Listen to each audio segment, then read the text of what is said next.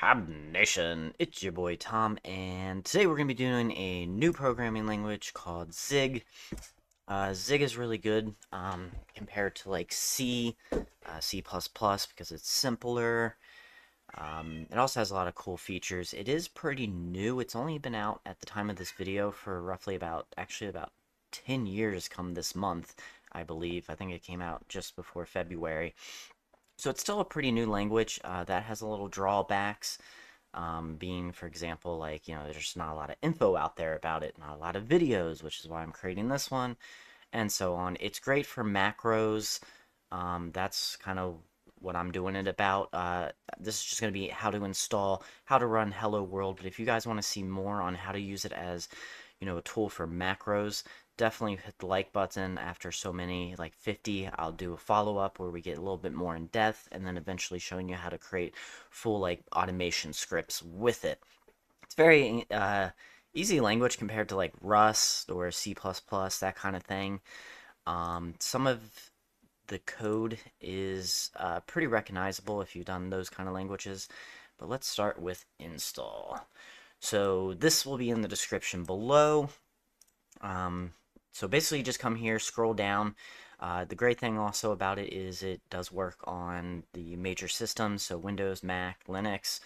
Obviously, there's different install methods for those, but we're doing the Windows. Just download which one you want. I just went with the first one, the 8664.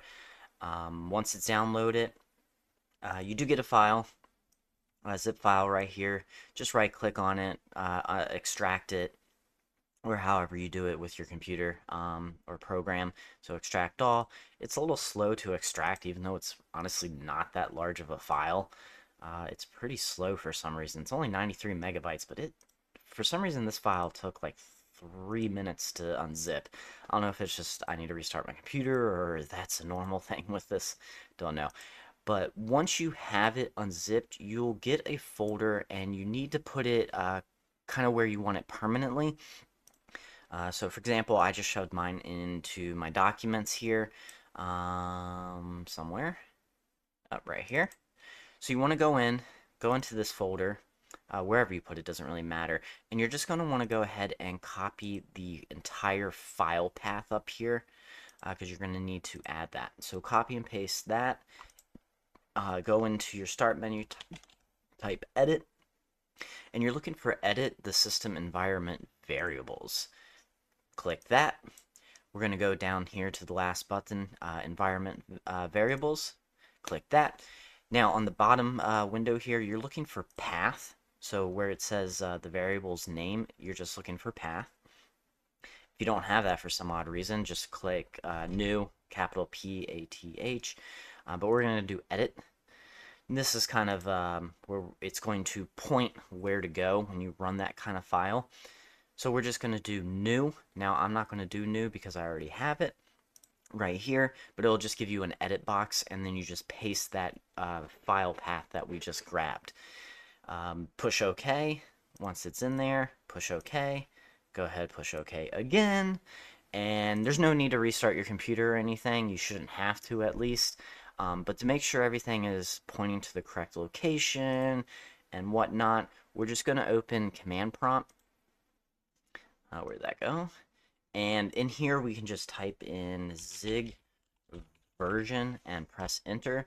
And as long as you get some type of text there, it means it's installed correct. It might not be the same just because this is the version. You might have a different version because you see they're not even like version 1 yet. So still a very new language. So there's not going to be a lot of info out there on, different websites of people solving problems or having code to share.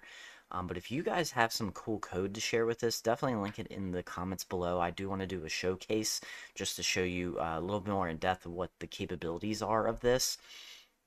So definitely let me know if you guys have any good resources on that.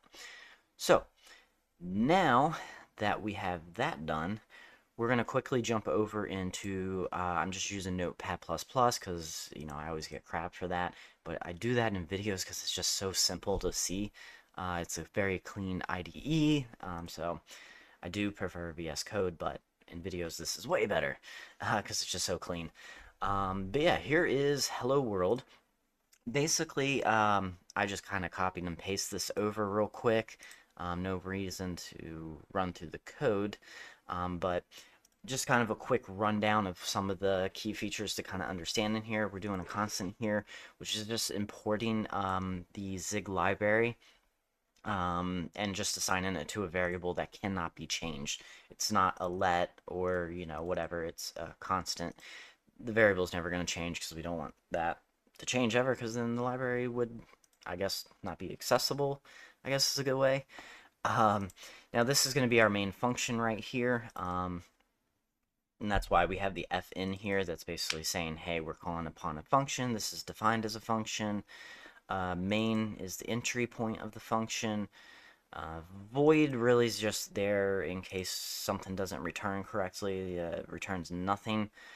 Pub means public.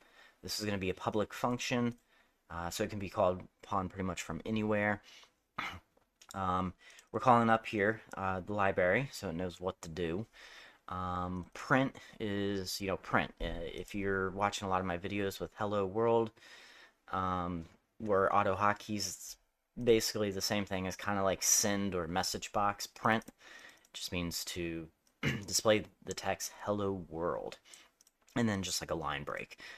This is here just mainly because it's going to be empty, but this could be used in other times if you need variables to use inside the function, but we're not doing that. I can explain that a little. I can explain really all this more into depth later, but we're just making sure that we've installed it and we know how to run it. So yeah, basically now what we need to do is save this as .zig. I just named it test.zig. It's saved to my desktop, so wherever you want to save it, doesn't really matter. Just know where you did save it, because that's important. So here it is. Unfortunately, it does show up as kind of just a blank document. They don't really have like a logo for their file types, which kind of sucks. Like AutoHotkeys, for example. I got too many windows open. Does like this. Like it has the little paper with the H on it. Hopefully they kind of add that later. Put like a Z on it at least, or something, or whatever their logo is. So that's kind of, here or there, but it does kind of suck, but whatever. So now the thing we need to do is we need to point our command prompt to our desktop. There's a few ways to do this, but I mean, I guess the simple way really is just to go to your desktop, if I can find it. There it is. Copy and paste this. And then on here, you're just going to type cd for change directory and paste that file path. Press enter. And as you can see, it's now pointing at my desktop. There's a few other ways to do it, but that was just a fast, clean, easy way. And now we need to run it. So running is very easy. It's just zig space run, and then the file name, so test.zig. Something that's really cool about this is this will actually compile the program and instantly run it. So this is something you don't see a lot, is run on compile, basically, I guess is a good way to categorize it as. A lot of languages don't do that. This will. So that's kind of, it can be useful. It could also be kind of annoying. It really depends on the use case. But we're just going to simply press enter. And as you see, it compiled it very quickly.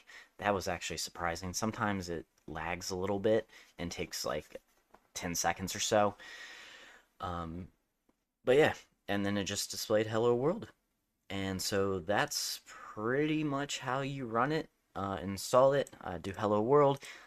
Like I said, if this hits like 50 likes, I will do a follow-up video. I have 2 more planned that I think I want to do. One is just kind of diving a little bit deeper into basic code, like variables, functions, whatnot. That'll be one video.